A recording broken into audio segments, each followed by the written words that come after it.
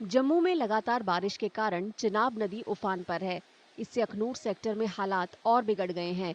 गरखल क्षेत्र के फतहू कोटली गांव में बाढ़ के पानी में कई घर डूब गए। इससे निवासियों को अपने सामान और पशुओं को ऊंची जगहों पर लेकर जाना पड़ा। स्थानीय लोगों ने बताया कि गांव में भारी तबाही मची है और ज्यादातर घर बह गए हैं। जो हमारे फतहू कोटली जो इधर गुजर बस्ती होती है, जो ये इधर कम से कम 50 घर थे, पक्के मकान थे और इधर से ब्याह गए हैं। कम से कम 3-4 मकान रह गए हैं, वो ऊपर हैं, वो उनके अंदर 35-40 बंदे हैं।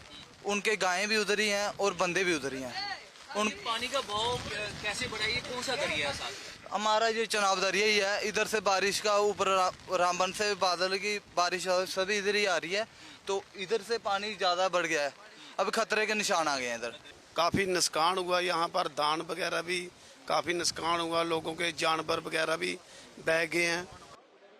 स्थानीय प्रशासन ने फतहू कोटली में फंसे लोगों को बचाने के लिए पुलिस, आपदा प्रतिक्रिया बलों और स्थानीय गोताखोरों से भी सहायता मांगी।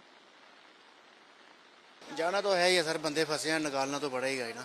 पहले भी 2-4 दिन फ्लड आया था, वह भी बंदे निकाले थे हमने। कोई 10 बंदे आए थे, 2-3 बार गए थे दिन को। आज रात को पानी आ गया दोबारा, तो आज दोबारा जा रहे हैं। अभी बुलाया सुरेश साहब ने, SP साहब भी आए हुए दबाने वाले, अब बुलाया, अभी जाएंगे। अभी पारे खतरा प्रशासन साथ में ही है? हाँ जी जी जी जी।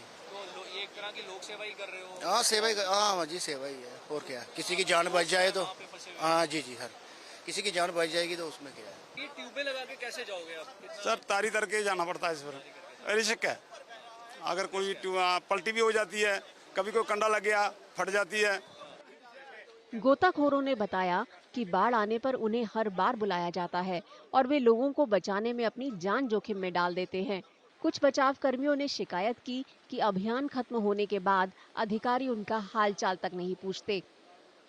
अरे जब भी कोई बाढ़ आता है हम ही जाते हैं, हमारे को बुलाते हैं, पर सरकार ने हमारे लिए कुछ सोचा नहीं है। सर ये अभी जाएंगे, हम बोल रहे जाने के लिए, हम जाएंगे, उनको निकालेंगे जाकर, 1-2 बंदा करके निकालेंगे। हमारी को 10-15 बंदे की टीम है ये। सरकार ने, हमने बोला भी हमारे लिए कुछ सोचो, अभी तक हमारे लिए कुछ सोचा नहीं है सर। तो पानी का बहाव बड़ा तेज है, कितना रिस्क है बना हुआ? बहुत रिस्क तो बहुत है सर, क्या करना, उनकी भी जानें बचानी है ना सर, इसलिए सर हम जा रहे हैं उधर पार।